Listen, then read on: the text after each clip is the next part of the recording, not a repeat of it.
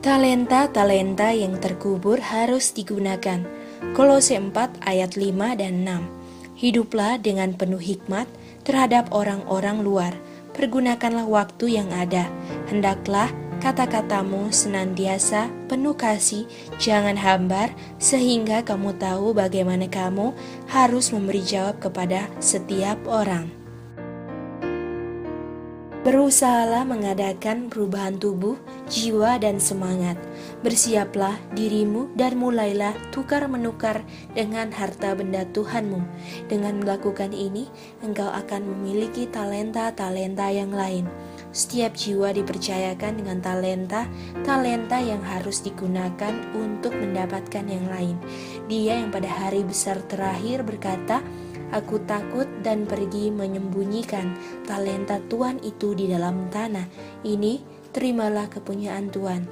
Kepada orang seperti itu, Tuhan akan berkata, "Hai kamu, hamba yang jahat dan malas, karena itu sudahlah seharusnya uangku itu kau berikan kepada orang yang menjalankan uang, supaya sekembalinya aku dapat menerimanya serta dengan bunganya." Tuhan masih memanggil mereka yang dengan nyata-nyata buta terhadap kelemahan-kelemahan mereka, puas dengan diri sendiri, yang dengan muslihat merencanakan bagaimana mereka dapat melayani dengan sebaik-baiknya bagi diri mereka sendiri.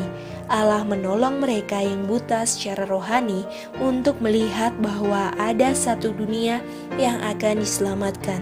Kebenaran ini akan dinyatakan kepada mereka yang tidak mengetahuinya, dan pekerjaan ini menuntut anugerah penyangkalan diri Kristus. Ada ribuan umat Allah yang tidak berguna, karena itu mereka harus menggali talenta-talenta mereka yang terkubur dan menggunakannya. Mereka yang berpikir bahwa mereka dengan pasti dapat mencapai surga dengan mengikuti imajinasi dan jalan-jalan mereka, lebih baik memutuskan materai dan menguji kembali hak mereka atas harta surga. Pria dan wanita yang merasa aman di Sion sebaiknya berkeinginan untuk menyelidiki diri sendiri. Apa yang sedang saya lakukan di kebun anggur Tuhan? Mengapa saya tidak memikul bersama Kristus dan menjadi teman sekerja Allah? Mengapa saya tidak belajar pada sekolah Kristus untuk lemah lembut dan kerendahan hatinya? Mengapa saya tidak berbeban untuk melayani Kristus? Mengapa saya bukan seorang Kristen yang berketetapan untuk menggunakan semua kesanggupan saya untuk menyelamatkan jiwa-jiwa yang sedang binasa di sekitar saya? Bukankah firman Tuhan berkata, kita adalah teman sekerja bersama Allah. Engkau adalah kebun Allah, engkau adalah bangunan Allah.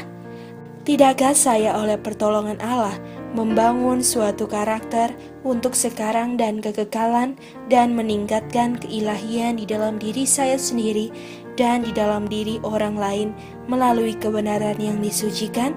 Review and Herald 21 Agustus 1900.